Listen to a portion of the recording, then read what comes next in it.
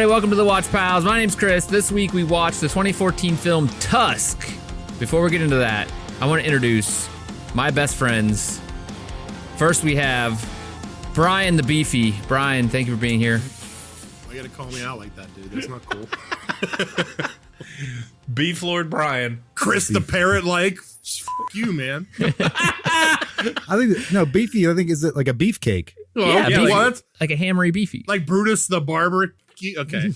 And next we got Jeffrey the Juicy. Thank you for being here, Jeffrey. Oh, wow. Thank you. Yeah. He wears those sweatpants that say "juicy" on the back. I do. I have them. Couture. They're my comfy pants. Yeah, and last we have Jordan the Jiggler. Jordan, thank you for being here. Yeah, he's pretty jiggly. Yeah, you're welcome. Welcome, America. Well, this week we are here to talk about the movie Tusk. Jordan, you told us to watch this movie for some reason. Why did you tell us to watch Tusk? Well, because it's Tusk. No, I don't really have a good reason why. Okay. Well, you had to pick a spooky movie for spooky time, and this was your choice. It's thematic. It's spooky time, and I've only recently gotten to like spookier movies the past couple of years. Because usually I get very annoyed by the people in spooky movies who act dumb. Yeah. Fair. And it's just like, all right, that's why would you do that? It's like just poor decisions that the people make in these movies. It annoys me. But my partner and I, Kelly, started watching every Halloween around this time of year. We will watch like a franchise of movies. And then a couple years ago, probably 4 or 5 years ago at this point, we watched Tusk. I was like, oh, wow. I haven't seen Justin Long in anything for a while. I know he's still doing movies, but I've always known him to be like more comedy driven stuff. So I thought this would be more a comedy movie. And I always liked him and stuff, but I was like, oh, it's comedy, but like, it's also like dark and horror. And I was like, is this supposed to be funny? Like, I was very confused as I was watching, but I've only seen it the one time. And I remember I talked to Jeff and Brian. I was like, they had to have seen this movie, but if not, they should see this. And I told you guys to like check it out. And you're like, oh, we watched it. It was terrible. And I was kind of surprised. It's like, this would be right up your all's alley. But yeah. You know what? Yeah. There wasn't enough nude men in it. So. Wow. There wasn't enough alcohol in the house to enjoy this film when we first watched it. Yeah, that's funny you say that, Jordan, because my girlfriend and I have also started watching like a franchise of horror movies over the spooky season. We started with Nightmare on Elm Street and did Friday the 13th last year. Same. I'm not sure what we're gonna do this year. We'll see. But yeah, we did Halloween, then we did the Freddy movies, and then we did Friday 13th. oh, look at that. And Friday Lining 13th up. is my least favorite out of those franchises. Wait. Yeah. What's the difference between Friday the 13th and the Freddy movies? Oh my God. What? Is it the same ones? No, that's not even remotely close. No. Wait, well then what movies is... Jason Voorhees and Freddy Krueger are much different people. So then what's the one with the guy with the white mask? That's Halloween. Who's Jason Voorhees? Hockey mask. A hockey mask. Oh, okay. There's Okay. no way Do you have a didn't know favorite that. scary movie, Chris? Like, do you have like a favorite you go to? Like, I think we've as far talked as this horror? before. I think Cabin Fever is my favorite scary movie. Okay. The old one? I We have like that talked one. about Yeah, it. the That is a original good one. one. Yeah. Which one's that? The guy from Boy Meets World. Boy in it. Meets That's the only World. reason. I knew it. Yep. They Say go it. up to the cabin in the woods, and the flesh-eating virus starts tearing them apart. Yeah. So they're like dangers, but So it's I not don't- Cabin in the Woods though? no, No. Cabin in the Woods No. is totally different, but that's also very good. Okay. I think Never I've seen it. Cabin in the Woods. All right. You should. Never You would seen. like it. We'll It's a good see. one. Okay. So yeah. Wait. So then what's the one with Freddy the Krueger? What's the name of that movie series? Nightmare on Elm Did you Street. say Freddy the Krueger? Freddy the Cougar. That's the guy Freddy from. the Cougar. That's the guy from that one band, right? Freddy Cougars. He goes down to the bar every Saturday night. From and hunts Queens. cougars. Wait, I'm thinking John Cougar Mellencamp. There you There go. you go. Jeez. Okay. There you go. The poor man's Bruce Springsteen. So I guess I don't have a lot of scary movies in my backlog here, or that I've ever seen. So sorry. Back pocket. Yeah. All right. So Jordan, you're gonna drive us through this movie Tusk. Does anybody want to say anything about the movie before we get started? Because I mean, Yeah, let's talk more about our. So Brian and I were really looking forward to watching this when we first saw it, way back in 2014, which is now 11 years ago, I think. Yeah. Jesus. Yeah, we were hanging out. We had some beers. We were just chilling and we were drinking. And then by the time we were done with it, we were like, "What the was this movie?" Yeah, this movie was so we were stupid. like flabbergasted. We were That's just fair. sitting there It's a very fair reaction. Well, to this movie. this was made because of their podcast, though, right? Like they were joking about this, Right. and then they were like, "Let's make it a real movie because it's Kevin Smith and he can do it." There's a couple things I think that filtered into why this movie is the way it is that he was, like you said, he was doing the podcast thing. He was doing those speaking tours. Like he was doing kind of like going out and like speaking to his fans at like colleges and stuff. So I know he made like a Canada jump and toured up there. And he also was on like a couple TV shows up there. So that's kind of why he wanted to do that Canadian theme in this movie and a couple others. This is part of a trilogy, unfinished trilogy. Yeah. Yeah. Also, real quick, Jordan, you mentioned Justin Long and like, he's in a horror movie. And it's funny you said that because I like only know him from horror movies. He's been in a bunch and I think they're all pretty good. He was in like Jeepers Creepers, which I never saw until recently. Then he did the Barbarian. Drag Me to Hell. Yeah. He was in. Yeah. I feel like Justin Long in horror goes pretty well. Yeah, he's in Dodgeball. So there you go. And Accepted. Yeah, which I like a lot. Accepted. Yeah. That's how I knew him. The movie about Fridays. I forget what it's called. Yeah, Waiting. That's Waiting. great. Yep. But not Still Waiting. No, she showed up in the second one. Oh, he made a cameo. He did because he left. I'm sorry, that was the only good part of the movie because I thought it was the most realistic thing was. So that in Waiting, he leaves. He's like, I can't do this anymore. Right. Let me go try something different. And the second when he comes back, he's a manager at one of those restaurants, which is totally like accurate, like thing, like real life with like the restaurant industry. Bounce right back. It's all garbage. Yeah. So I've never seen this movie. Didn't even know what it was. I went in raw dogged it. So I was not prepared for what the hell was going on. Right. You had no context. When I saw Justin Long, I was like, "Oh, this would be worth a few yucks," but I was wrong. Yucks in a different context, maybe. Yeah. No. Okay. Call it yucks. Ew, yucks. Jordan, you want us to get started in the recap of this movie? Because, oh boy. Yeah. So like I said, and Jeff had mentioned, like it started off. I don't know if it was a joke on a podcast, but like a premise. It was like they're talking about possibly doing a movie. Kevin Smith directed this. It's a podcast he did. They talked about doing this movie, and they made it a movie. It was supposed to be part of a trilogy. They did a second one, but the stories aren't connected. But they use the same actors. How the hell would they do a trilogy? It's in like the Canadian universe. Yeah, of it's his called the Great. films. I think it's supposed to be the Great White North trilogy or the Great North trilogy or something like that. But he never made the third movie, right, Jordan? No, What was the second movie? Yoga Hosers. It's even worse than this one. Oh, Yeah, wow. I haven't Is this seen it. considered a horror movie? I didn't think it was horror at all. Comedy horror. Okay. This is just a weird. Imagine if this happened to you, it would be terrible. Yeah. But okay. But It's like body horror kind of stuff. Yeah. I don't know. So- I don't think it is.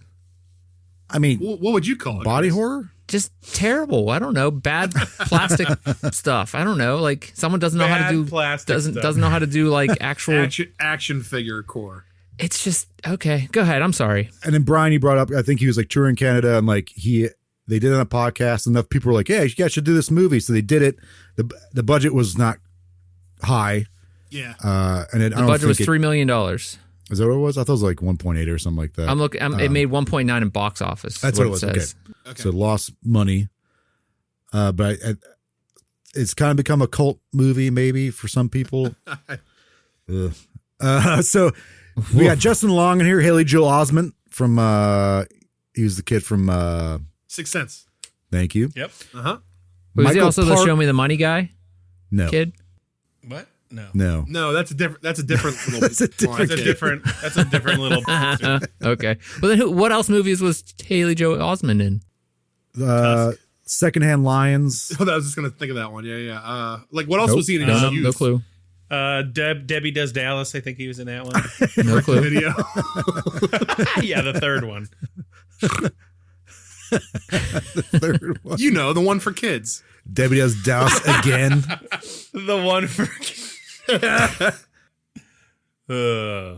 Michael Parks, who I only recognize from Kill Bill. He was in Kill Bill, and he also was in From Dusk Till Dawn in the beginning. Yeah, of the movie too. which I don't. Yeah, and he's in the third one too, apparently. But I remember him from Kill Bill, which I think is ironic because there's a viral video in this called "The Kill Bill Kid." Yeah. We got Harley Quinn Smith, who is Kevin Smith's daughter. She's one of the clerks, and Lily Rose Depp, who's Johnny Depp's daughter, who's kind of making a name for herself recently. As an actor. Nosferatu. Yep. And she had some show on HBO that got canceled with The Weeknd. I never watched that. Oh, yeah. That, it got that a lot show of like. apparently was horrible. Yeah, but it got a lot of like. Apparently, all he did was like sexually torture her throughout the whole series. Wow, it was captivating. Is that in one season? Yeah. Yeah. And then you get a cameo by a big time star who I didn't know was in this movie until I watched it for the first time. So yeah. Wait, I have a question. I kind of just realized I don't think I like or have seen many Kevin Smith movies. So like Clerks or Mallrats or I've never seen those. Dogma. I saw that. I saw it at Jeff's house. It was okay.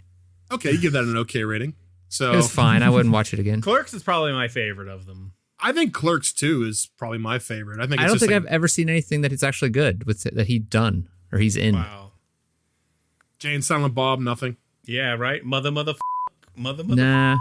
Did he? I don't think so. Did he do Daredevil? No, I don't think so. He was on that one. He was on that comic book show for a while. What was that called? Where they sell it like it was like the Pawn Stars, but comics. Yeah. Never seen it.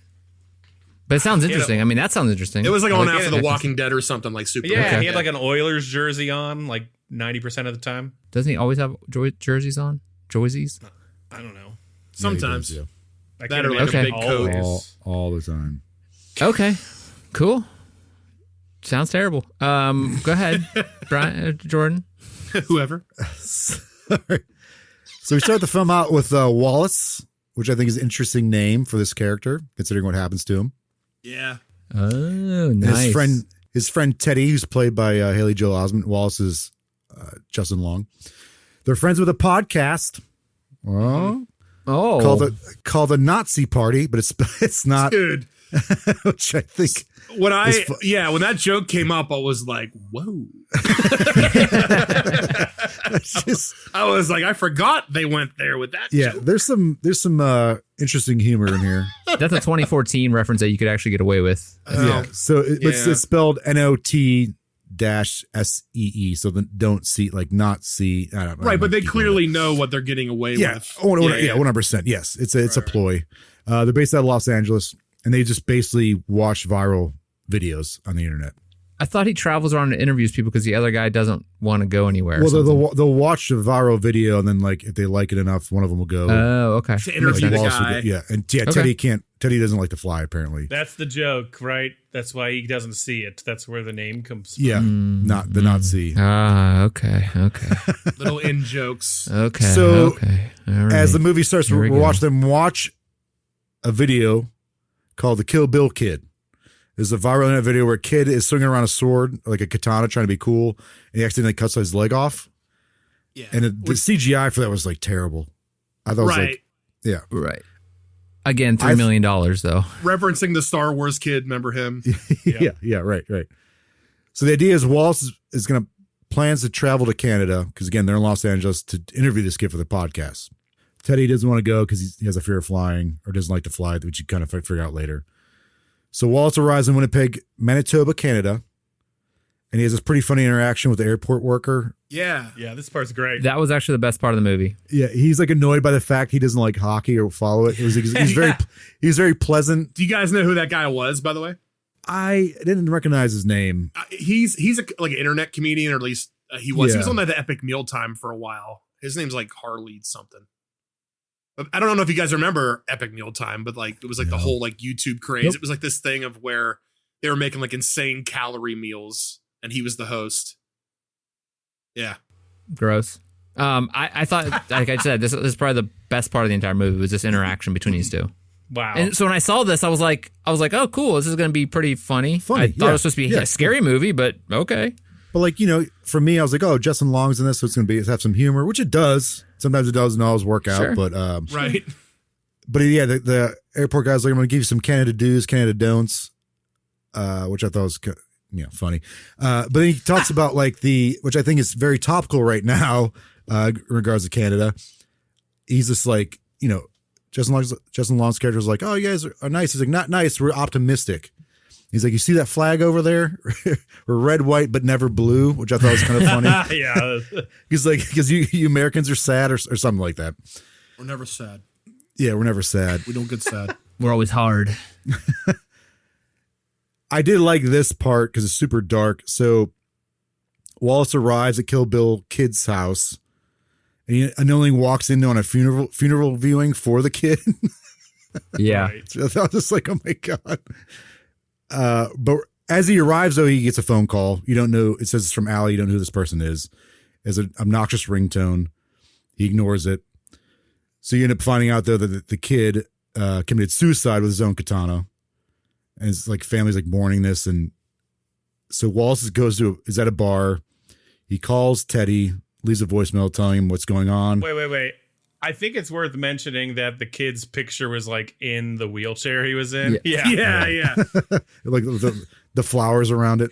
Yeah. Before you go on, man, is that like I'm sure he's trying to make a commentary about throughout this, and we can come back to this, like the dangers of like talking about these random people on the internet via podcast or like random videos and things like that. So. His girlfriend brings up later, like, about how he's feeding into humiliation of this kid, which is probably why he killed himself. Right. I don't know why I just laughed at that, but now I'm laughing at you. But they mentioned like they found like someone else found the video of this kid, put it online. Said it to them. Yeah. Right. But they propelled that like. Perpetuated they also they're making perpetuated money off of it. They're his humiliation, but he also agreed to be interviewed by them, which I think is interesting. Because they say later on he turned down to talk to Oprah apparently, but wanted to talk to them. Maybe just because they're more like goofy or whatever. Maybe he's just trying to like get in on the joke. Maybe sure.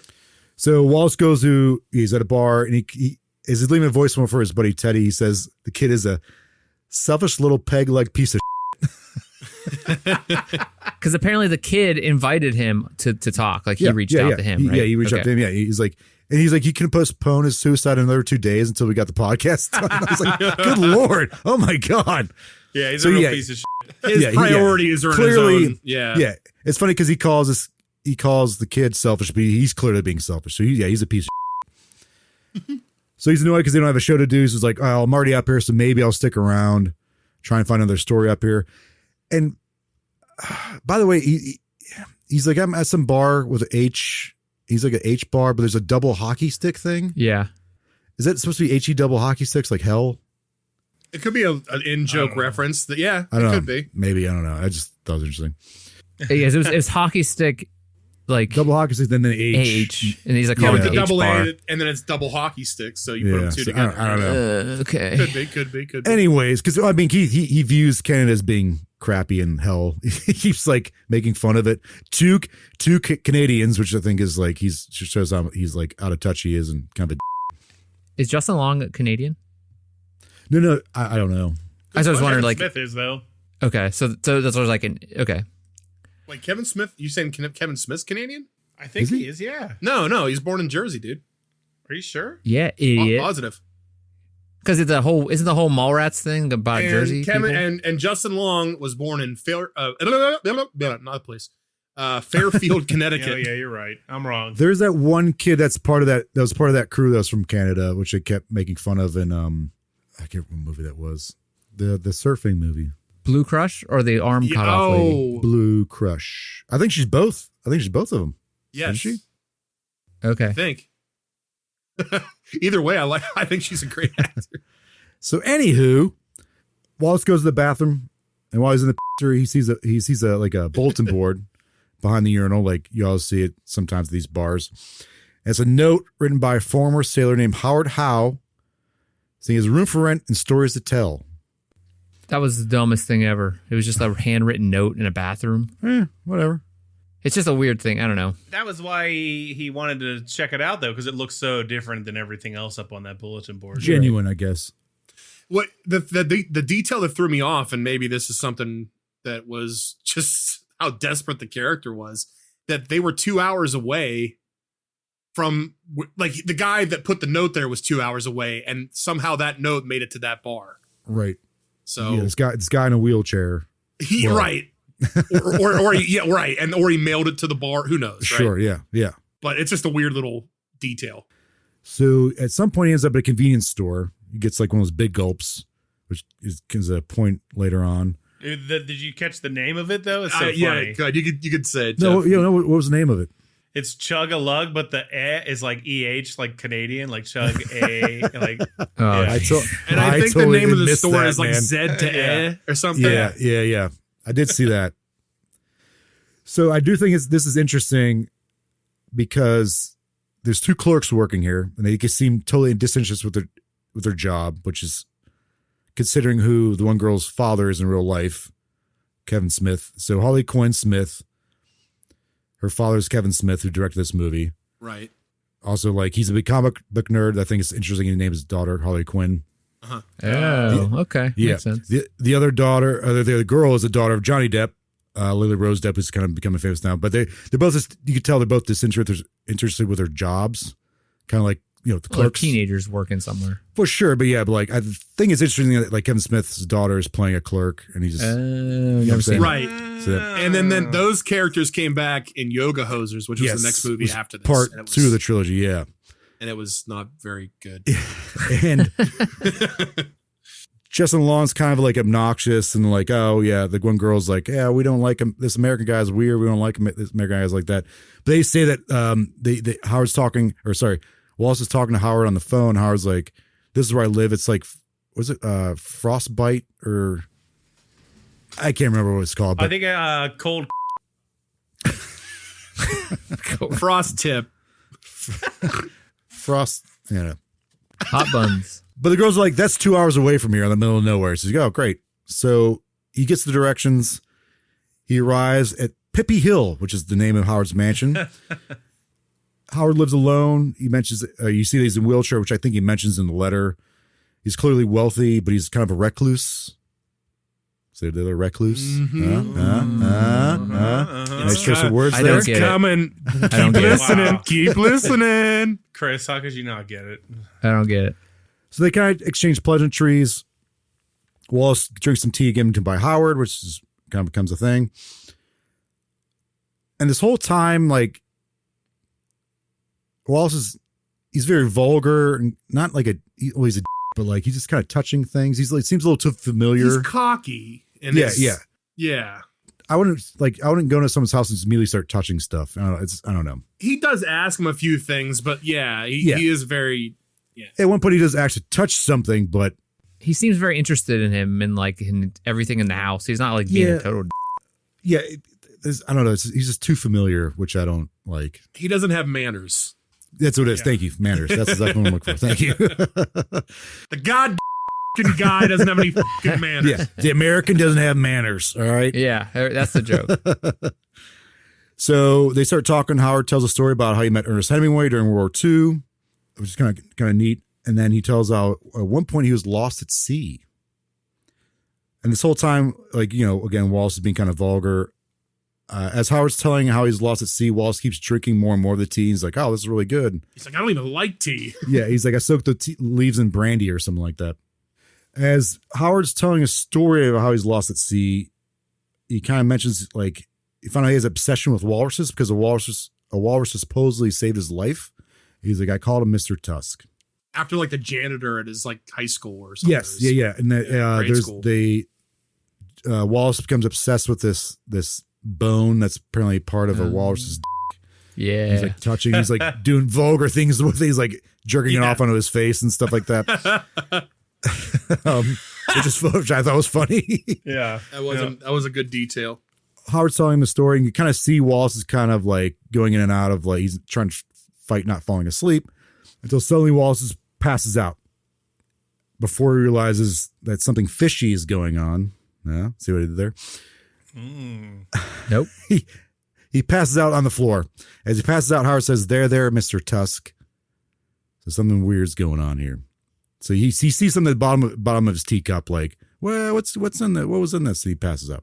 I was going to say it's worth mentioning that this was like all of his stories are really long-winded, and I think that was cool that they did that instead of him just like drinking it and passing out. He like had to drink it and like sit there and listen and drink it, and then there's another listen. Well, also like in movies, they're like, oh, I gave him chloroform, they pass out right away. Like, I like the idea of like it's a delayed effect kind of thing. Yeah, it reminded me like when he was telling the stories and the flashbacks and stuff like that. I don't know if you guys ever saw that movie Big Fish, where it's like the tall tales kind of thing. Yeah. It was a great movie. Kind of like a similar kind of vibe. Like, no, Chris doesn't watch anything. It's okay. No. Was that the BFG movie? What, with The Rock? No. What? Was it Rock? Doom? Wasn't it Doom, Steven yeah. Spielberg? No, with the big hairy Fish. giant or whatever. The big giant. Big Friendly Giant. I know I'm you're sorry. talking Is about, that Chris. his name? Okay. Yeah, because it's like a kids BFG. movie, I think, right? That was not good.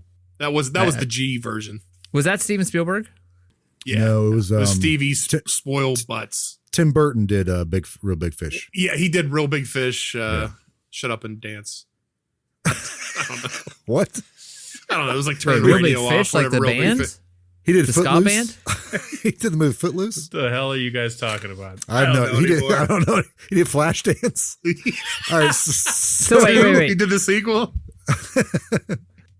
Okay, are you guys at all... Okay, so he passes out, right? Yeah. Yes. Are you at all interested in this story at this point? I'm very. Because I am totally like, this is dumb. This guy is not interesting. I'm interested to see what's gonna happen to the guy, but When you watched it, though, and this is Yeah. for both of you, and maybe Jordan, too.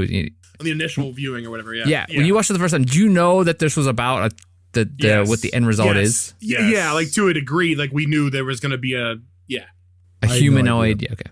I just saw like the poster of like it's Justin Long, black and red, and he has like Tusk coming out of his mouth. Is that the only reason why anybody watched this movie? Because they wanted to see Yes. why his tusk coming out of his mouth. well, that and like Kevin Smith movie or Okay. I didn't. Yeah. Like, so I don't know why we decided to watch it. I think it's just because of one of those things like you have to watch this because it's so weird. So we watched it. I didn't know Kevin Smith directed when I watched it. I didn't know the big cameo that was going to be in this. We're just like, let's just check it out because it was like, I don't know, for the hell of it.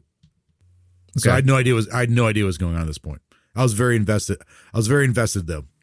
And I'll say that Brian and I, when we were first watching it, that first long-windedness that I just praised felt not as good while you're just hanging with your bro drinking some beer. drinking. So, Yeah. Drinking So- and long speeches in films usually Yeah. don't go well together. upon second watch, when I was just watching it and just paying attention to it, that part was a little better. But like, yeah, not a party movie. Let me take that statement back for a second. Drinking and long statements in films don't usually work together unless it's Independence Day and it's the presidential speech thing. Well, of course. Yeah. That's not in question here. I just had to make that Today clear. we mark. What? Never mind. Bar Independence Day. yeah. Today, we a bunch of aliens are gonna get fucking shot down. And we have this crazy Randy Quaid guy. Randy Quaid into like an upside. Who found out 20 years from now is a fucking nut job. He sure is. I think he was then, too, though. So Was he? Probably, All right. yeah. I mean, yeah, he's probably just hiding it well. I think he just became that character. Just let it out. Yeah. So Good for him. this is the flashback to him and his girlfriend, right? Now we're So we cut Yeah, the so he's flashback passed out. a few days prior. This is the night before Wallace left for Canada. Wallace is receiving good old mouth gibber from his girlfriend, Allie. Allie, and then you find out this is Allie, the one that tried to call him earlier, that he ignored. She doesn't finish the job because she's upset that he's going to Canada to humiliate this Kill Bill kid. She kind of is like, oh, why would you go do this? Like, you're making it worse for this kid. I mean, it is a move. No, yeah, she laments how Wallace has changed, and he's kind of become worse as a person. I don't know if I use the word lament there right. it's like success is damaging him or Yeah, changing him. she's like, he used to be so sweet, now you're kind of a. Wallace counters by saying he's the new version. He likes the new version of himself because he's doing well financially, thanks to this podcast he has with Teddy. Allie expresses that she'd like to go to Canada with Wallace. Wallace's like, no, because I'll upset Teddy if you go. But meanwhile, Teddy won't go because he hates flying. I don't know if that's necessarily true, if the case or not, because we found out about Teddy later on. Mm-hmm. Oh, yeah. Yeah. Do you in this scene, do you get like like these two were the most awkward people in the room at this point. Like they did not seem like they actually had any relationship prior to this. Like they didn't feel like they actually knew each other or cared about each other or anything. Oh, you mean like the girlfriend and boyfriend, like kind of thing? Yeah, like Wallace and his girlfriend. Like they just seem like they're just totally like. Just like the first time they ever met and they were like, do this scene. Okay, bye. It's like, it seems like there's no attraction between them. There's like no real life connection. Like you don't really feel them as like a couple in this for some reason. That's what I felt. I see what you're saying. Yeah. Like, well, maybe the point was to show them drifting apart, but they just went a little too hard here. Yeah, because they didn't really show them before. Right. He supposedly turned. I guess like she mentions like used to be so sweet and everything, but like it just seems like they do not. Maybe that's by intention. It just seemed like, oh man, they just met each other because they're just not. Unless she's just a bad actor. I don't know. Maybe she's just not good at acting. I mean, what I will say for his credit, even though the whole plot is super weird, for his credit, I did like that he followed the main character with flashbacks during the story to try to reveal more. About his character. I like that like technique. That's cool. Yeah. It's just that the actual content is what is going on here. Yeah. They're just revealing that he's a big piece of shit every time. Right. Yeah. Yeah. Yeah. So, was he a comedian? Like trying to be a stand-up comedian before this? Is that what's going on? I think so. It sounds like in that conversation, he was like, well, whenever I was bombing on stage and no one thought I was funny. Right. Yeah. Or just writing his own stuff or whatever. Yeah. Which is like really the most popular thing on YouTube now is like this like reaction content. Like everybody kind of pivoted to that right now. If you look at like any popular YouTube person, they're all like doing this reaction. I mean, look at, this is what, 2014 to now? Like look at how much podcasts and just in general content has blew up on the internet, just in all mediums, right? I know. We decided to do one. I know. What the hell are we doing? Yeah. We're just hanging out and having fun. That's true. But don't be a Wallace though, kids. Yeah, kids, stay in school. Don't be a fucking kid. Thanks. Study hard so you don't have to make a podcast. What? We don't have to do this. I need this to do it. Yeah. Chris is really banking on this. Go to bed, like, kids. It's fun. It's time to do the show. I mean, that'd be cool. I gotta work. As an educator, I need money. That'd be great. That's fair. That's fair. Okay, he wakes up. Where were we? Okay, he's in the flashback. He wakes up. He wakes up as he's about to complete in the flashback. He wakes up. What a transition. Which I was worried about what they were going to cut to. You know what I mean? I like how they did that. I thought maybe a walrus would be gibbering him up or the old guy. Yeah. Oh, God. This guy got a live walrus jibber jabber. Jibber jabber with a tusk. So Wallace comes back to. He's very drowsy, clearly confused. He's in a wheelchair. He's in a big empty room with Howard. Howard's off in the corner like cleaning what looks like to be a tusk. Wallace asks what happened to him, and Howard says after Wallace passed out, he noticed a brown recluse spider was on his leg. Call back there, Chris. They must have bit him. He's been heavily sedated with tranquilizers that a doctor gave him. It's this whole scene. I think it's kind of funny with this scene. Oh, yeah, the way he's like, yeah. In and out, he's like, whoa, that's crazy, man. A spider, it's baby. all drugged out. And the guy, Howard's like, yeah, your ankle is the size of an elephant. And Wallace is like, what kind of elephant? Yeah, like, pretty cool. Wallace asks for his phone, but Howard says the doctor that came accidentally stepped on it, breaking it. Yeah. And like the lies get like weird here. He just keeps lying. It's starting to fall apart here. Right. Yeah. You as a viewer, like, this doesn't make any sense, but like if you're drugged up, be like, oh, okay, it kind of makes sense. But sure, yeah. Wallace notices that he can't feel his legs, which prompts him to pull up a blanket that was covering his legs. He sees that his left leg has been removed, freaking him out, which is understandable. Howard said the doctor had to remove the leg to avoid the spread of the spider's poison. Yeah, the music crescendos as he sees his leg too. It's very and he's like freaking out, and like as this is going on, Howard's kind of like toying with him a little bit, like having fun with this. He says some Tennyson quote, and Wallace goes, what the are you talking about? As he's like drooling, he's like, what are you talking about? He's like, where's my damn leg? Like, because he's just like, why am I not in a hospital? Why don't we have phones in here? Like, what's going on? It's finally hitting him what kind of situation he's in. Where's this doctor? And he's like, what? He's just finally like, what the are you talking about? The doctor's making his rounds. Yeah. You know? Like, what are you talking about? Yeah. In the woods. He's like, this doesn't make sense. The spider. The spider bit you. He's like, we're in the middle of nowhere. He's like, we're in the middle of nowhere. He's like, no, we're not like really in the middle of nowhere. He's like, you're 2 hours away or whatever. So this part was making me laugh quite a bit, honestly. It was great. Yeah. And you can see the whole time Wallace is like enjoying this, or sorry, Howard's enjoying Wallace's miseries, kind of like mocking him a little bit. He's like, hey, supper is at 6. And so he leaves Wallace there in a wheelchair. He's like, which is bound to, like, he's like, why am I shackled to this wheelchair? He's like, oh, it's for your own. He just keeps making excuses, like bullshit excuses. Right. Like he got something in his spine or something. Yeah, an injection in his spine. Some kind of shot. Yeah.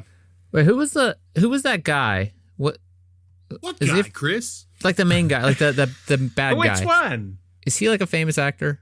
Wait, which one? He is. Oh, the main like villain, you could call him, or the like I said earlier, I just know him from the Kill Bill. Michael movies Parks, right? Okay, Mike. He was in Dust Till Dawn. He's been around. He was forever. in a lot of like 70s cinema or TV, I think. Planet Terror. He was in Kill Bill. Yeah, he was like a friend of Tarantino because he pulled him out from like classic 70s cinema. I thought he was the guy from The Middle, or Malcolm in the Middle, the dad. What? No, Bryan Cranston. Walter White. Yeah, I thought it was Walter White. That whole series. Man, they would have dressed him up pretty well. Chris, you watched the entire series of Breaking I did. Bad. How could you make that? And he watched Malcolm in the Middle. Like at 37 minutes. Go to 37 minutes. It looks like him a little bit, like an older version of him. Punching you in the eyes when you were watching this? I couldn't. I was watching it on my phone from the other side of the room. This kid just punching him in the head. As he's You're looking watching. through a Viewmaster? Yeah. Yeah. This guy was in a ton of Dude, and he was married so many times too. Did you guys see how many times he was married? No. Oh, yeah. It's like 7 times. Oh, really? Something like Wow. that. Something crazy. He just He sadly passed. passed away. 1960, he started acting. Woof. 2017. And the last thing he was in was Tusk, Pines in 2022. Oh, he was in Perry Mason? What? Yeah, 1963. Amazing. This is like Amazing. he is a very like legit character actor. This Michael Parks guy, but He does a very good job in this movie. yeah, and again, it's not. Yeah, I think the delivery of these actors themselves is great. Yeah, because they play the scenes as best they can. It's just they buy into it. But then the way it just unfolds is the absurdity of it. Right. I think Justin Long plays it pretty well too. Yeah. I agree. He's reacting in a way that a lot of people might react. Like I would be like, "What the f are you talking about right now? Like, why is there no doctor here? Where's my phone? Like, this is insane." Yeah. That's what kind of I like this in regards, because like a lot of these horror movies, like people just act out of. Again, I've never been chased with a machete through like a cornfield or anything like that. But like, I don't know how to react, but like. People do some dumb actions, and he's like seems very much just like I don't know. Like, you have to like you like when you're watching horror movies, whether or not you're putting yourself in that character's shoes. Like, what would I do in that situation? That kind of thing. You just suspend this like a disbelief or whatever. Right. It depends on what you're looking for out of that movie, right. but he like his reactions are very on his reactions are very on par with what a realistic yes exactly yes. Yeah right a normal reaction would be. So I do like that. All right, so anyways, Howard's like, supper is at 6, and he just leaves Wallace in that room by himself. So at dinner, Wallace questions Howard if there even was a spider, and Howard begins to sing Itsy Bitsy Spider, which is, he does it in such a creepy god way. How does he say spider again? Can you do it? Spider. That's later. That's the other spider's so pronunciation. He talks very well and sophisticated. Like he clearly has a good vocabulary. He's well read. Yeah, like a very I don't know if they're trying to do type. Yeah, I don't know if they're trying to do a Howard Hughes thing with him because they called him Howard. He's like kind of a recluse, like kind of thing. Exactly. Like, he's like locked away, but he has a lot of eccentric.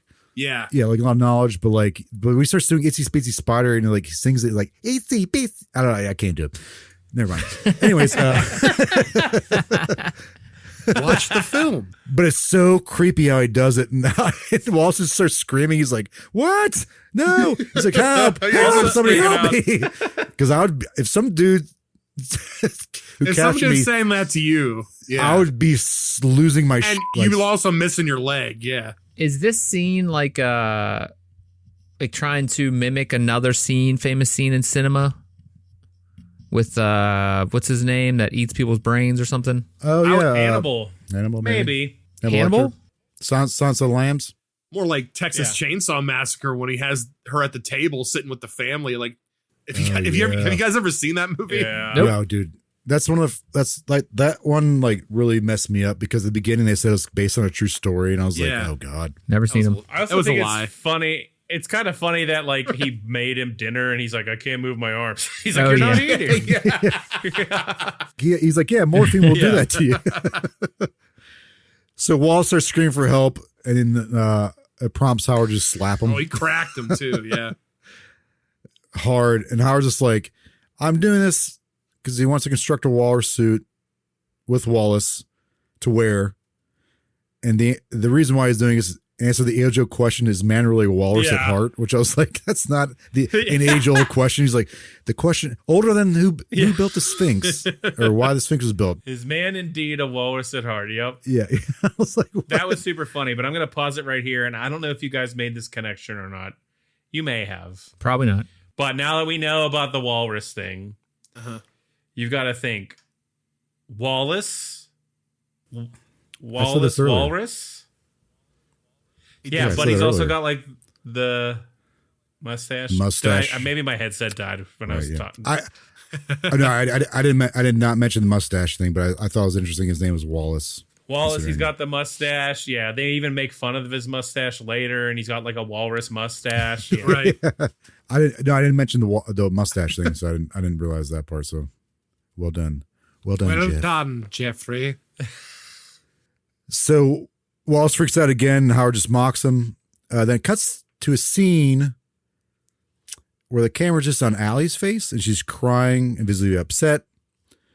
She has this monologue where she talks about how constantly being hurt and cheated on by Wallace.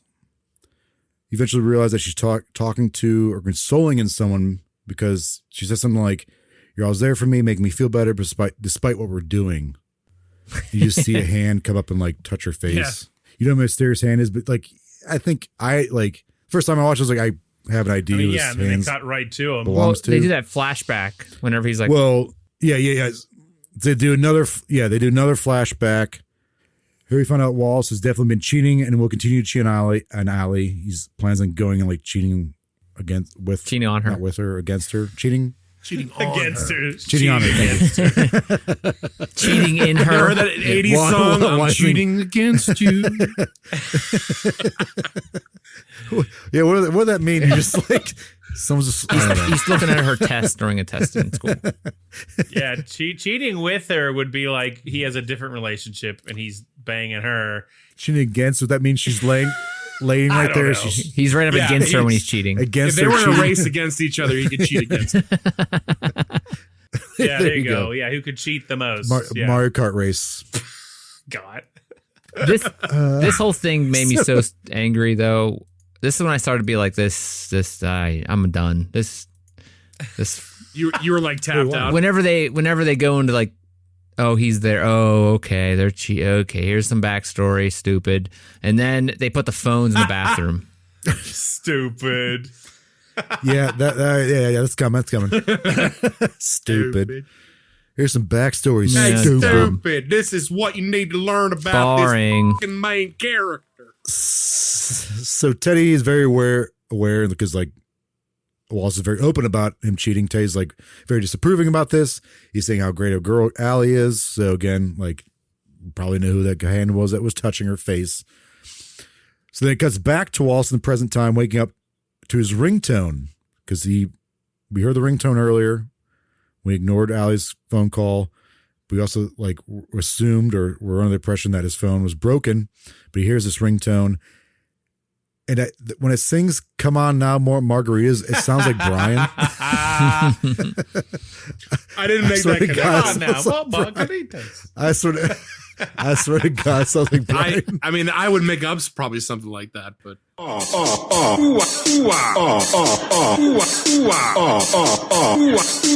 on now, more margaritas. So you see, he's able to like wheel himself over to the phone. You see that it's a call from Allie, but he misses picking up in time. Wow, it does sound like him. She does, yeah. We should splice it in there. Ooh, ooh. Come on now, more margaritas. Come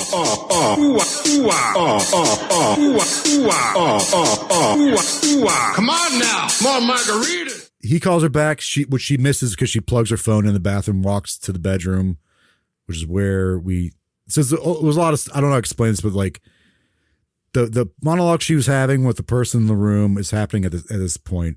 You still don't see who that person is. But anyways, he calls her back. She doesn't answer because she goes back in the bedroom. Her phone's in the bathroom. He leaves her a voicemail. This is where Chris has a problem. And then he calls. So stupid. Yeah, and then he calls. Then he calls Teddy. Leaves him a voicemail, which turns out his phone's in the bathroom because he's there having an affair with with Allie. Yeah. She admits it. Like as she's having that monologue before he found out who was having an affair with. Really? See, I didn't know. I think it was like kind of like I didn't really think that they like that was like an admission because even the next morning they're not laying the same direction. Like his head's at the bottom of the bed and hers was at the top. So I thought maybe that was like, oh, she just stayed over. They were 69ing. Yeah. All night? They fell asleep like that. They fell night asleep, exactly. But they're 6'9" their feet? They intended to 69, but then they fell asleep. They got tired, yeah. Okay. Okay. For those of you on the podcast who don't know what soaking is, feel free to Google that. Yeah. Google it. So this is a common thing in TV shows and movies that drives me nuts when one brushes their teeth without putting water on their toothbrush. Do you do it before or after? Or wait, do you do it before water on the toothbrush and then toothpaste, or do you toothpaste, water, and then brush? I have a process. Toothpaste, water, mouth. There's a lot of people that say that that's weird, and I find it's weird. Water on the bristle to wash it first. Well, I rinse it. I do water, toothpaste, Rinse. brush. Yes. Then paste. Then light water on top of the paste. Yeah. I guess I do that. That's me. That's then what I do. Brush. But there's a lot of people that don't they think it's weird to put water on the toothpaste. Why? I don't know. There's a lot of people. It's like an internet water. thing. Hey, people. There's water in your fucking mouth. Yeah. Figure it out. I just think I don't care what order you do, but like put water on the damn toothbrush. Also, when people brush their teeth and don't rinse their mouth afterwards, You're not supposed to. Moves and shows like It says it on the instructions. What? You're not supposed to wash it because it just washes all the stuff off. Yeah. Yeah, read the instructions. Yeah, no, you're probably right. I'm just saying it's weird. Because it washes the stuff off your teeth that are supposed to like help it. So you just have foamy, gross stuff. Look, I'm just telling you what it says on the Jordan, instructions. you're supposed to swallow that. You didn't know that? You're supposed to let it grit on your teeth like a cowboy. I'm not doing that. You're not supposed to wash your teeth because it washes all the stuff off your teeth. You're supposed to let that grit on your teeth and ride a bison out in the range. Yeah, you're supposed to go after that. Well, time to go out on the prairie. But like really, like there's people that like think it's weird that you put water on the toothpaste, which I think is totally normal. But I'm just saying, put some water on there, some goddamn bit. point, and just not do it dry. Yeah. That's what people do. I don't know. gross. It's weird. That's weird. I think it's like organic Nut brushing jobs. or something. I don't know. Yeah, you gotta soak that brush a little. Probably the same people that don't use deodorant and like use crystals for their chakra gun. Anyways, Not using Personal deodorant chat. kind of at least makes sense. You're just not smashing chemicals into your armpits, but I'm okay with that. Well, we got I one. use it, though. We I got use it one. every day. I'm fine with smashing chemicals into my Welcome to armpits. you, pals. I'm just saying I get it. I at least get that one. Yeah, stinking. Yeah, I get it. Don't yeah. smell me. Don't smell me. Gives me a nice musk. Ooh, this is a gabagool. All right. Ma, is the chicken ready yet?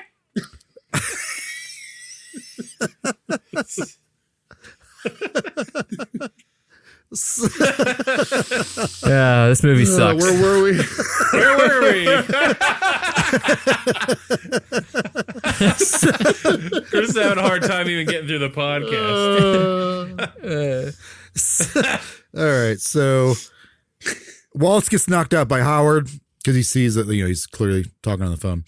Anyways, He leaves messages for both of them. Yeah. Saying what's going on, which I think was kind of like, oh, he's going to turn me into a wall or something. Like, why would you say that? She's going to know you're lying. But again, though, there's no vagueness, you know what I'm saying? I'm in trouble. Explain what's happening. But he does say that. He does say he's in Manitoba and stuff, but he says, I'm going to turn me into a walrus. Which I like, because a lot of times they're just like, I'm in trouble. Okay. In these movies, I'm in trouble. He gives them details, which I appreciate. Okay. It was good. I think it sounds like a lie. So he's like, he's gonna turn me into a walrus or something. It's like it's such an exaggeration. Yeah, if she's already thinking you're cheating on her, that's just more of a cheating thing. Say I'm in deep trouble. Yeah. Sure, yeah, but they believe exactly. It when they hear it. They're stupid. They're oh yeah, he's actually in trouble. Yeah. But they know him, and they say later on he wouldn't go that far. Anyways, so we go to a scene where Howard's in some room. He's wearing gloves. He's there's blood around, medical tools. You see I don't know, diagrams of a human, a walrus, and the human walrus fused together they're the anatomy. Yeah. You don't really see what he's doing, but he goes into his backstory about how his parents took him to Montreal. They were murdered in front of him, kind of like a Batman kind of thing, but he does not turn into Batman. No, he does not. He becomes some kind of sicko. He goes into the story how sicko. He has a story about how Quebec turned orphanages into they closed all the orphanages and sent the kids to the sane asylums, state hospitals. Yes, and apparently he was sexually abused by workers, nuns, doctors, everybody. He's sexually abused by everybody. You kind of see why he is the way he is. And in the scene, you see he's been working on Wallace this whole time. During the scene, he removed another leg of his. He did some sort of weird arm to side of his chest fusion thing, make it look more like a flapper or fin or whatever. Flipper? It's a fun flapper. I don't know, like a fin or the flipper, like the the dolphin. Flipper. Thank you. I heard some people call it a flopper. In some circles, yes. like this movie. Yeah, that's pretty good, Jeff. Allie and Ted are on the way to the Winnipeg. You got me with that one. And then all of a sudden you Chris is crying at the flopper, everybody. Oh, I made him cry. We gotta watch pals first. I got flopping tears on here. Flop pals. Flop pals. Yeah. Dripper. We got a dripper. Boy. Is this the first cry on podcast? I think so. No, Brian sometimes laughs really hard. I cry all the time, whether I like it or not. I've cried from laughter, for sure. Okay, go ahead. Yeah. So she's flopping around or something. He's flipping. Yeah, he's flipping, flopping. There's a really big ramp here. It goes from the dinner scene 0 to 100. Yeah. He's all of a sudden he's a walrus. Yeah. He's like a full blown walrus. Yeah. He's got all his skin grafted and sewn onto him or in him. I don't know what's going on with that. Very shocking to look at. Yeah. He's got big old flappers or floppers. He has tusks. And this whole scene, he's just screaming in pain. He does agony. That a lot for the rest of the movie. Yeah. Yeah. Because he gets his tongue removed, apparently. This angelic music is playing and birds are tripping. There's screens projecting seasides and stuff like that. He's just chained up in the basement, I think, of Howard's house. There's a pool. Looks kind of it's like a SeaWorld kind of thing. Zoo. If you yeah. Well, it's SeaWorld. But if you had a nightmare that you went to SeaWorld, this is what it would look like. I think that song is called Beautiful Dreamer. I could be wrong though. Beautiful There's a song dreamer, blee, blue, blee, blah. That one. There's a song that comes up that I think Chris might recognize, but I'm gonna not hold my breath for that. Cougar Mellencamp. Chris. The Cougs? You talking about The Cougs talking about coming on this part?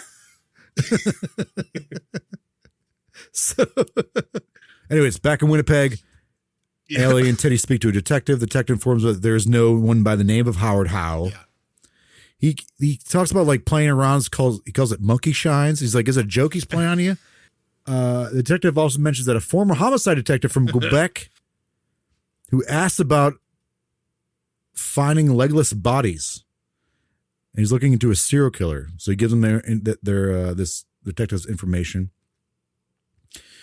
Meanwhile, Howard forces Wallace to learn how to swim with his new walrus body, which is it's so dumb. He looks so dumb as a walrus, but also it is kind of horrifying. Yeah, terrifying. It's so weird to watch. Yeah. I just don't understand. If you suspend disbelief in if that really looked like a real skin walrus suit, that would be terrifying. Oh yeah, that's the thing. Like I have a back and forth with this whole like I know it's like the I can't say this without laughing. It's like the idea of a walrus man that was sewn into it is shocking enough, but it's just like the tone of it is just so weird. Yeah. He's screaming the whole time. Yeah, well, I mean, that's what like probably would happen, but but it's also like his own skin is being fused with this. Like he's distorting his body. It's not like he just like took a suit and put it over him, like stitched him in. Like his body's becoming a walrus. That's the idea. I mean, it didn't look, to me, I was like, this looks dumb as shit. This is stupid. he's like a big gumdrop. Sure. A flesh drop. A flesh drop. He's a big testicle. But again, it goes from like 0 to 60. It's like 0 to 100. It's like his leg's missing, then all of a sudden he's a walrus. Fast. It's like, what the hell just happened in there? It was quick. Yeah. But also like how long has this been going on, right? Right. True. But do you care? He's like, hey, he has to swim like a walrus. So he throws him in the water and he's underwater. He sees like there's another person, human hybrid walrus thing under there. He's like, oh, there's more people like me. And then again, cuts to Allie and Teddy. They meet this Quebec detective, Lapointe. Lapointe. And I didn't know this, but at the time, I didn't. It was Johnny Depp. But at I recognized it was him, but like I didn't know he was in this movie. I was like, oh, Johnny Depp's in this. At the time, he was a little bit more viewed positively than he is now. Yeah, a little. Didn't have the real life issues. Right. But he's my favorite part of this whole movie. He's great in it. There's a scene coming up that's my favorite part of this whole movie. It's easily the best part. He just like fully is a character actor in this scene. Like the way his eyes move, he gets like he goes cross-eyed sometimes. He's totally invested in this character. It might be kind of like a callback to like Inspector Clouseau from like the Pink Panther. Yes. Yeah. Well, yeah, because of the French accent. Just like, and the goofiness and just like it's silliness. Yes, 100%. Yeah, good call. And he mentions that he believes he met the serial killer 2 years prior, and they do like a flashback scene where he meets this Howard character who calls himself Bartholomew at this time. He keeps calling him childlike, or I forget what Lapointe calls him, like how he refers to him, but I thought it was funny. He's just a bit off. He speaks funny. But Lapointe went there because a famous hockey player went missing. He read a similar note that Wallace had found about, hey, there's some lodging. So it made him go to see Howard or Bartholomew. The interaction between is pretty funny. Why does he talk like that? He's just being a weirdo. Yeah. He's like trying to hide his identity, I guess. I don't know. Was that the point of that scene? Yeah, I think so. But like the way he talks with Wallace, is that how he actually talks, or is that just another like guise? Another character. I mean, yeah, he might have known that this was a detective, right? Well, yeah, okay, maybe. So he's gonna say, "Did you get a spider? Yeah, did you come here for the brown recluse spider? The spider out back?" But it seems like he's older than the actual like Howard in the movie. Yeah, he's like it's He's like, it's in the potty hole. He calls it the potty hole or something like that, the toilet hole or something. That whole scene is the best part of this film. Yeah. I don't know why, but my favorite part of that whole interaction was when Johnny Depp's character was like, I am not authorized to discharge a weapon at a bug. And just like the way he said it, I was like, this is so stupid. The way that scene just kept going. You know, it was great. Like, It kept going in a good way, though. I think in a good way. Right. I think, like, of course, if he wanted to help him kill the bug, he would. But like, I'm not doing. He's like, I'm not doing that. It's like I don't want to do that. I'm just like, you're a weird guy. I want to get out of here as quickly as possible. And Johnny Depp's character always keeps his composure when he talks. He just, I cannot discharge. But his eye, one of his eyes will wander, which I think is really good. Yeah. So wait, is that supposed to be Howard? Yeah. It's Howard, Okay. Living in the biter. in a cabin. Yeah, so the idea is he realizes, he's like, I realized later on that was definitely a serial killer because the hockey player I was looking for, his body was found like it clogged up a sewer in the same shape and form. He's like, when I went back to the cabin, this guy, Bartholomew or Howard, was gone. And also he couldn't find a record of his name anywhere, too. Okay. I got it now. All right. And also, they meet at like a White Castle-esque. It's called the Gimli Slider. I wrote that. That's what it was, yeah. Because is that a Lord of the Ring reference? I hope so. Maybe. Cool. Definitely White Castle kind of thing, because he's also like smashing his burger down and putting like whiskey into his shake. He's just a weird guy. He's a weird guy. Also, during when he's talking to Bartholomew or whatever he's calling himself, he's talking about poutine. He's like, I can't eat poutine. Yeah, it doesn't agree with me. Before we get too far removed from the comment about the hole in the mouth that they couldn't figure out why, it's because it's the walrus Tusk, right? Yes, yeah. So did you guys put together like where he got the tusks from? Mm-mm. No. So remember when Justin Long's character woke up and he was polishing a tusk? Yeah. Oh, is it the bones? It's his leg. It's his leg bone, yeah. Wow. Okay. Really? Took it off. Yeah. I mean, that's what they're alluding to, right? For sure, yeah. Wow. Look at that. It's creepy. The more you know. Yeah. All right, let's get back to it, guys. Where are we? I don't know. He's leaning on Wallace and like telling him stories. Yep. Okay. And Wallace is like, "Rawr." Yeah. He's like, leaning. He's like telling him stories. He makes him eat. He's like, hey, you hungry? And clearly, like, he's hungry. He's like, ah. But he makes him eat raw fish. So basically, the idea is he's conditioning Wallace to become a walrus. Yeah, a living like full-fledged walrus. He's like, you must live as a walrus. Yeah. He's conditioning him. LaPointe, Allie, and Ted arrive at the convenience store that Wallace was previously at.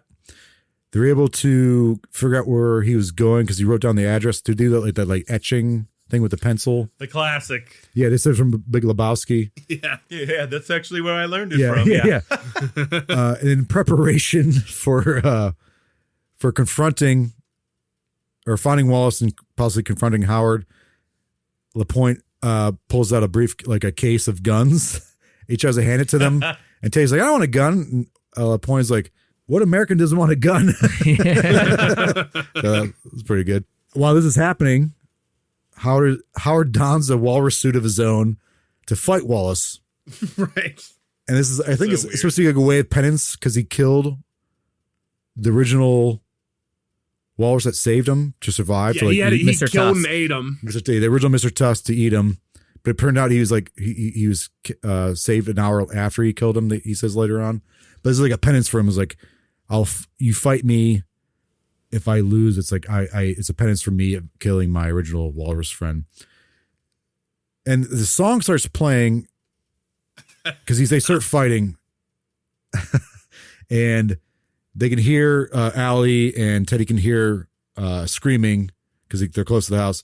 Chris, do you recognize it? It's a Fleetwood Mac song. Do you recognize what this song has been in before? Been in? No. Yeah. Yeah. I know what song it is, but I don't remember what it's in. It was in the first episode of The Americans. Oh, the first episode. Yeah. They also use it like later in like the third season or fourth season. Yeah, they use it a lot in that one. Yeah, they bring it back. It's like a callback kind of thing. Yeah. So Howard gives Wallace an ultimatum. Either he goes full Walrus and accepts his fate, or he himself will kill Howard. As Howard's about to strike Wallace with like, I think, a machete or something like that, Wallace stabs Howard through the feet and just starts losing his on him, starts stabbing with the tusks, thus making him a full Walrus, which is what I think Howard wanted all to begin with. Like, it's what he wanted. I think he also wanted to die by a walrus. This is like his first true worthy walrus opponent. And it's also like an act of penance on his part, which is so ridiculous. It's crazy. In this guy's mind. Insane. Yes. Yeah. This weird f***ery in his mind. So as this happens, like the screaming going on, Allie, Teddy, and LaPointe enter the house. They're like freaking out because they see him. LaPointe comes up with a shotgun. And he's like, you can tell he's about to do a mercy killing on him. And it seems like Wallace is like wanting. He's like, yeah, kill me now. Kind of like grunting. That's what I took from it. Because he's like smacking his flippers or flappers on the ground. Flappers? Yeah. Floppers. The flopper. The way they find him is so stupid. They're just like outside, like, oh, I hear him yelling. Let's go in and find him. Well, they got the address, so they know they're in the right area, right? Did they get the address? They saw his car. Yeah. Saw his but I'm car. saying like, but they're like, oh, I hear him yelling. Let's run in. It's not like there's no like build up at all. They have guns, Chris. They'll be fine. But I'm just saying they're like no like build up to like, oh, where's he at? There's like no, I don't know. He wanted like a big fight. You wanted like a big fight between them. No, I just wanted like more of like. There was a build up. They've been looking. They did the whole montage of them going to the bars and like the car rental. I don't know. Okay. It just seems like they show up at the house and they're like, sure. Oh, there he is. We're here. Okay, boom, done. End of the movie. It was pretty quick. Yeah. Clearly, like the climax was the walrus fight. Yeah. Okay, maybe that's what I was looking for, a climax. So you think there's going to be a mercy killing, but no, it goes 1 year later. Yep. You see Teddy and Allie arrive get out of her car as exotic animal sanctuary. Allie's carrying something wrapped in a newspaper. You find out that they're visiting Wallace, who's been taken to the sanctuary. Allie unravels a fish because she's like, they're trying to get him to come out of his little hut home thing. And he just throws the fish down. He comes running out and eats it. Like gross, like raw fish. But he's a walrus now.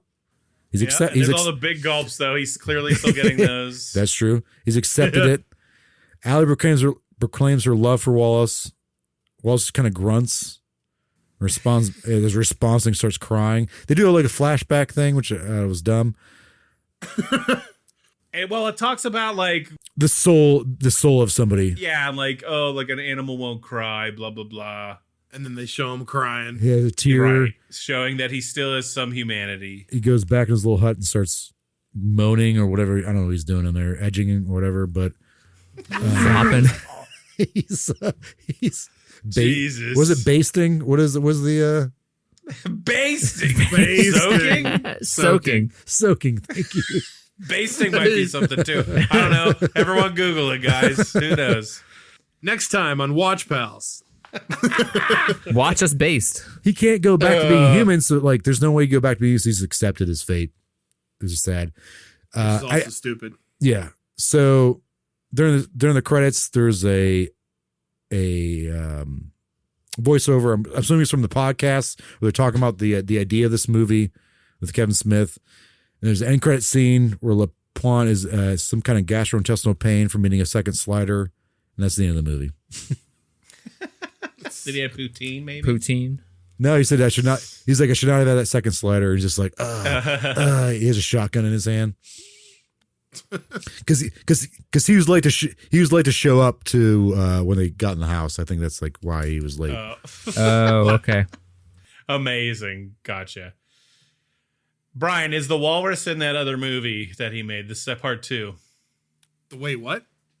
Is the walrus in No, part 2? not Yoga Hosers, no. They use the same actors, but they're different characters. So I don't know why it's considered a trilogy. Apparently, He also, he's used Justin Long in like what was that movie? Zack and Miri Make a Porno. Mm-hmm. Oh yeah, like he played a what was his name? He's a porn star. Yeah, he was a gay porn actor named Randy St. Randy, and he was amazing in that. That character was miles above this character. Just saying. His voice now is so good. He's so like deep and like He's like, what's that movie I saw you? And he goes, shut your mouth before I come over there and it. I did like how in the was this crowdfunded? It looks like it, yeah. It was like in the credits they had like a bunch of like screen names, so I feel like or was it that from the people from the podcast that like funds the podcast or whatever, like their Patreons? Yeah, right. Okay, thank you, Jordan, for taking us through that. We're gonna move into the feedback now, and I want to hear everybody's feedback for the movie Tusk. So, how about Jeff? You go first. Oh boy, I'm first. All right. So yeah, as we kind of said at the start, upon first watch, Brian and we did not like this movie. We were let down by it. We were expecting something just like super over the top, which I guess it was in its own way, but I think we were thinking of something different. Some of the jokes and stuff were really funny, but some of the parts were just like too long-winded. And I don't know if they were trying to do the thing where they sit on something for so long that it becomes funny again, which did happen sometimes, right? Like LaPont at the Gimli slider, that was funny. He talked forever. Them talking in the cabin, about the brown recluse in his toilet, that was funny. But I think just some of them just fell a little flat. I will say upon second watch, though, I definitely enjoyed it more than the first watch. And I don't know if that was because I'm older now and I'm ready to embrace absurdity more, which this movie definitely does. Or if like I just paid attention to it more because, I wasn't hanging out and drinking and, it didn't get my entire focus or what. But it's a weird one for sure. I think, I'm not 100% sure what I'm going to give it yet, but I do think I can at least say it's worth watching once because it's so weird and it's so strange. And, hopefully if you're listening to this, you watched it along with us and maybe you feel the same. Let us know. Okay. Brian, how about you? What do you got to say? Well, what I got to say is, I kind of feel the same way in Jeff that I did enjoy some of the jokes more the second time watching this than the first. I think that some of them connected more, maybe just because I paid attention more, like Jeff said, or maybe just, I don't know, maybe I was just hammered the first time I watched this. Who knows? But I still feel like a lot of parts of this movie's tone, it's like it just has such a strange tone in between the cuts, like. It's doing interesting things with the plot where it's trying to move back and forth, but since the overall plot is absurd, you have to it's a very delicate thing to make that connect, I think, with an audience. Like to make that connect with an everyday movie watcher about a guy that gets trapped in a walrus body. You got to work hard to make that work to make that watchable. Whether or not that's actually watchable, it's debatable to me still. But again, the Greasy I thought Strangler is watchable, is what you're saying. Yeah, well, I think the Greasy Strangler's writing is a lot more interesting than what happened here, at least with the walrus stuff. I it's cool that he tried to do the horror thing and connect a Canadian comedy thing with it, do specific Canada jokes and appeal to that audience. I think that's super cool, and it might connect more with a Canadian comedy fan or a Kevin Smith fan than it did me. That's, entirely possible. But all that being said, I think the plot itself is just too absurd and the tone is just too in between that it just didn't work for me. I've seen the perfect example. I saw the movie MacGruber in the theater and I thought, what the hell did I just watch? Yeah, I think you talked about this before. Yeah, and then I saw it again, and I totally understood that movie. I appreciated the jokes a lot more. So, yeah, there are parts of this movie I appreciated a lot more in the second viewing, but overall, I'm still kind of iffy on the movie.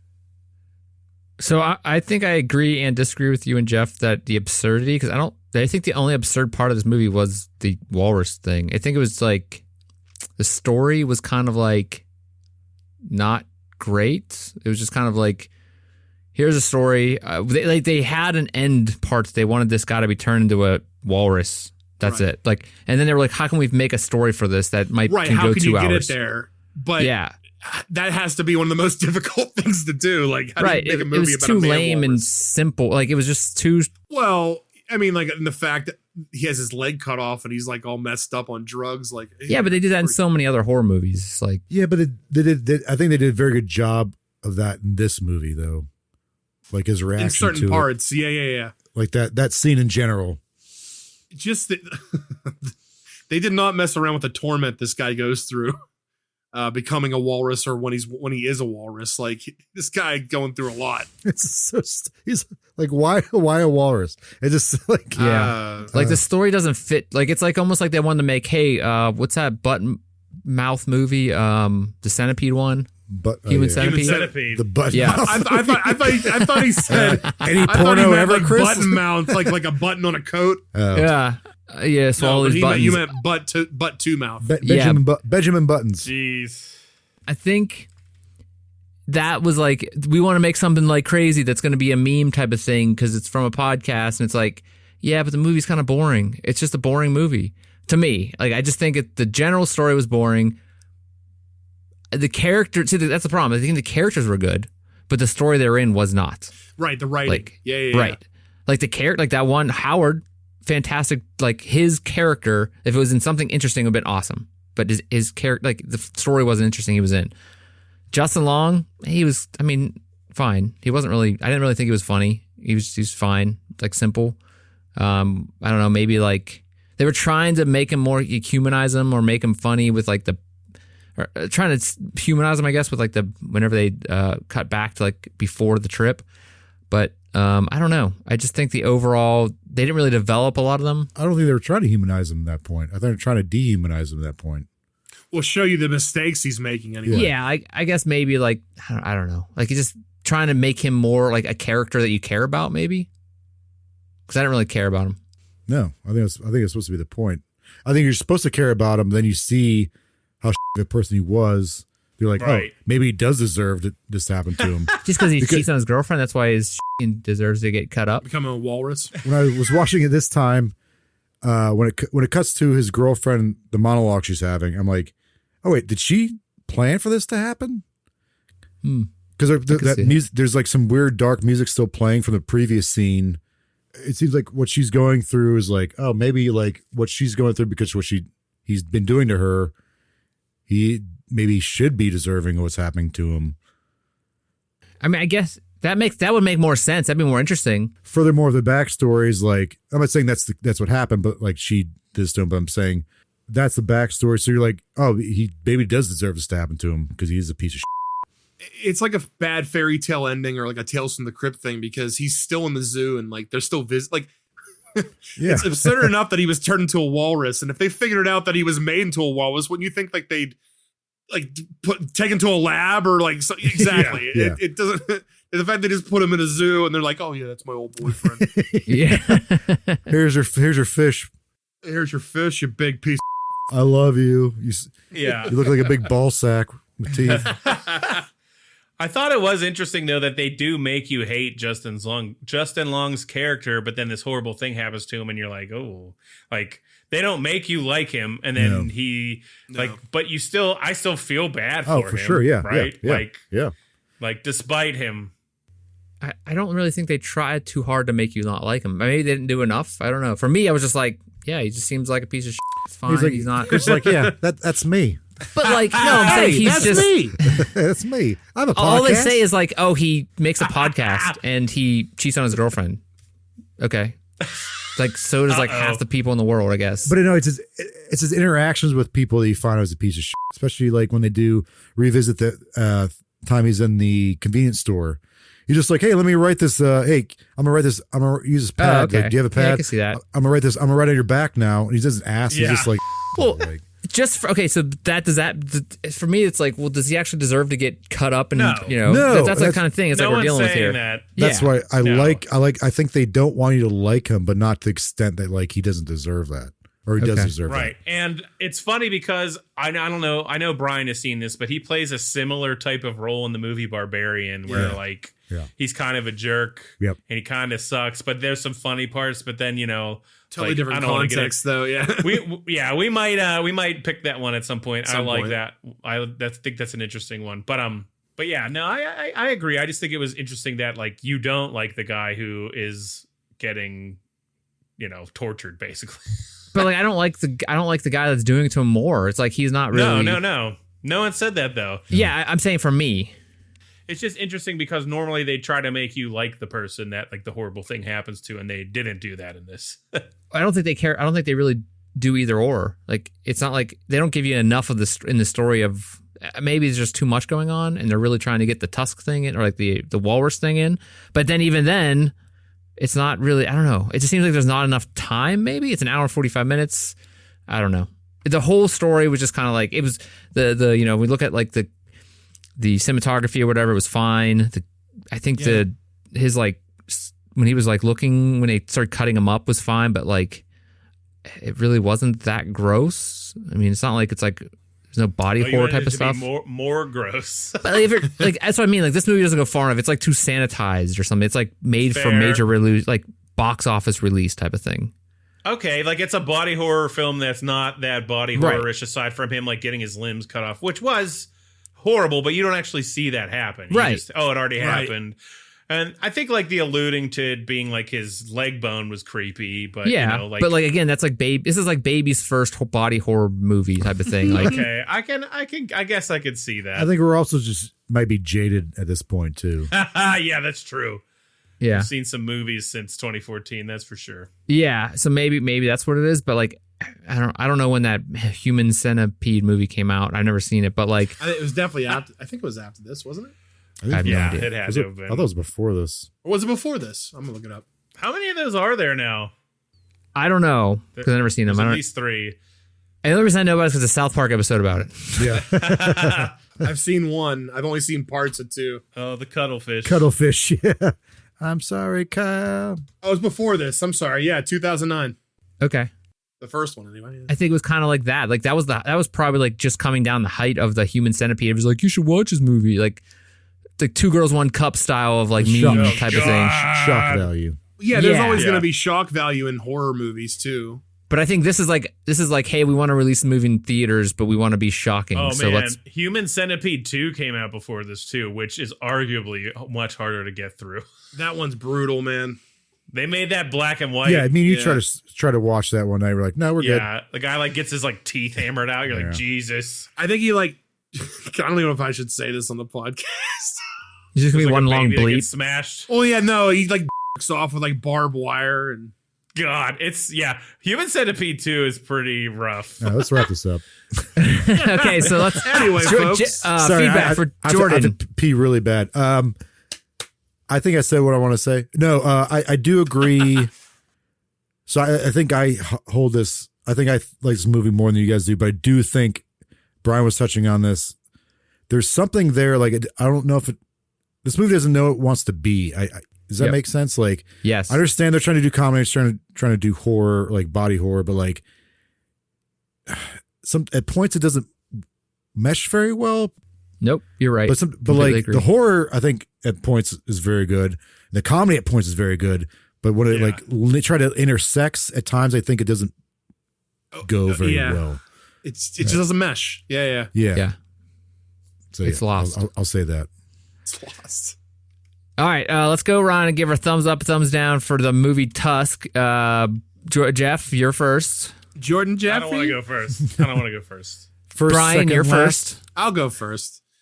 On second viewing of this film, again, some of the jokes were funnier. I can appreciate, even though some of the scenes drag on forever and some of the writing, some of the jokes are really funny, but I just have to give it a thumbs down because it's so.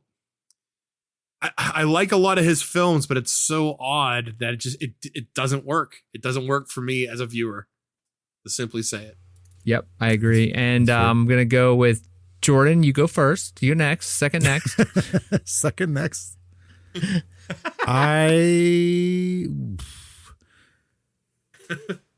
going to give it a thumbs up. Whoa. Even though, so the first time I watched it, I was like, oh man, what did I just watch? Like, I don't like again, but I felt the things I felt the first time. I was hoping to be cleared up the second time about why or why not I don't like it. But I think overall I do like it because those scenes that I think are funny, I think are generally funny. Even like just like that, even when he's just like, what the are you talking about, man? Like, for some reason, I just thought that was so funny. And I think that guy, I can't remember his name out. Guy plays Howard. I think he does a very, very good job as being a creep, a sadistic creep, even though it goes weird in a weird, very weird direction. And even though I think, like I said earlier, I don't know what this movie's trying to be, whether horror or comedy. And you can do both. But like I said, I don't think it meshes well. But there's scenes that like, and both sides, horror and comedy, I think are good enough for me to like this movie. So I'm gonna give it a thumbs up. Okay. All right. I'm gonna go next because Jeff wants to go last. It looks like. Jordan, you can go pee if you want. Yeah, I don't care what you guys say. So I think that I did not like this movie. It was not very surprise. Yeah, I did not like it. I guess I mentioned it in my feedback. I just kind of, I don't know, one note, simple, is like, hey, we want to make a movie where a guy gets turned into a walrus. And then they just crapped out a script that just made no sense. And they're like, let's shoot it so we can put it in theaters. It seems like it wanted to be like a mass release type of thing that with some weird crap in it. I mentioned Baby's first body horror movie. So that's where I'm at. Thumbs down. And that's all I got. Jeff? All right. Well, it took me up until right this second to decide what I was going to give it because I was teetering. I liked it much more on the second watch. Does that mean I like the movie? I don't think so. Do I think there are some things worth watching in it that are funny? Yeah. So I think this is going to be the rare thumbs down, but you should probably watch it once if you're curious. I think this movie's a labor of love, and I think it's something really special to the people that were in on the joke in the podcast, crowdfunded it, and then saw it become a real movie. Like, imagine if you were along for that whole ride, right? Like, if I put myself in that shoe, in those shoes, well, but it's just like this community of people like have basically this inside joke that, you know, just so happened to be a guy who has the means to make a film out of, and they did it. So I think in that regard, it's pretty cool and special and funny. And, you know, like Jordan said, I think there's some really funny parts. But like everyone else said, I feel like some other parts just don't mesh well. So ultimately, even though I definitely liked it much more on the second watch, thumbs down, but I still think you should watch it. I think it's a thumbs downer that is worth watching once for just how absurd it is. I was gonna say, just go on YouTube and watch like a lot of the scenes. You can do that too. Like a super cut. Yeah, I know there's Johnny Depp's not viewed favorably these days, but he does a fantastic job in this movie. Yeah, he does. He's really funny in this. Yeah, he's super funny. Well, it takes us to the next movie. So next week, Jeff is picking a movie. And Jeff, what do you have for us next week? Guys, finally, an actual horror movie. No, I'm kidding. Tusk was definitely a horror movie. This one is not. It's not funny though. It's just a horror film. So I wanted to pick one that was just horror because, you know, I love plenty of funny comedy horror movies, but I wanted to change it up a little bit, get into the spirit of the season. So we're gonna watch the 2020 film Host, not The Host, which was also a horror movie, but just Host. Is this an Airbnb movie? It is not an Airbnb movie. However, Barbarian is, that we talked about earlier. It is, yeah. But no, I think what's really interesting about this movie in particular is that it was 100% shot over Zoom during the pandemic in 2020, which I think makes it interesting. And I was curious to see, you know, I remember really liking it when I first watched it. And I was like, wonder if this holds up now that it's, you know, 5 years later. You know, is it still going to make sense? Is it still going to resonate the same way that it did? So yeah, I picked Host because I think it was interesting, and we're going to watch that. And I also don't think a lot of people saw it. So, has anybody else seen it before this? Never even heard of it. I did. I've never heard of it. So I'm going to raw dog this. I'm sure it was like, Raw Dog Pals. Yeah. Yeah. Jordan and I are going to raw dog this one. Raw Dogs Ride. Yeah. God. So next week we're going to watch the movie Host. And we're going to raw dog Host together. So please out there, raw dog Host with us. I want to hear the guy that does Optimus Prime say raw out. Raw. God. Autobots, raw out. There it is. Close as we're going to get. Jesus. Jordan's going to pee. I gotta do it. He's going to tingle his pants. All right, pee his pants. Autobots raw. Jordan, please don't your pants. So again, next week we're going to raw dog Host. So if you raw dogged it, put it in the comments that you raw dogged Host with us next week. Please leave a comment in your podcast platform of choice. Please, that'll really help us out. Please connect with us on social media. All those links can be found in the show notes below. If you have any questions or suggestions for future movie, please send us an email at watchpals.show@gmail.com. All of those links can be found below, but also you can go to our website at watchpals.show to connect with us there. We would like to thank Ben Miller for our logo art, and I want to thank Jordan for being here and leading the pack on this one. Mm-hmm. Yeah, yep, raw out. Thank you, Jeff, for being here. Hey, yeah, thanks to everyone for soaking this one in with us. And Brian, thank you for being here, for basting it up. I'm always here to baste, Chris. Well, thank you all out there in Watchland. Until next time, please set your watches for the next episode of the Watch Pals. Good night. Good night. Sug off. Sug off, did you say?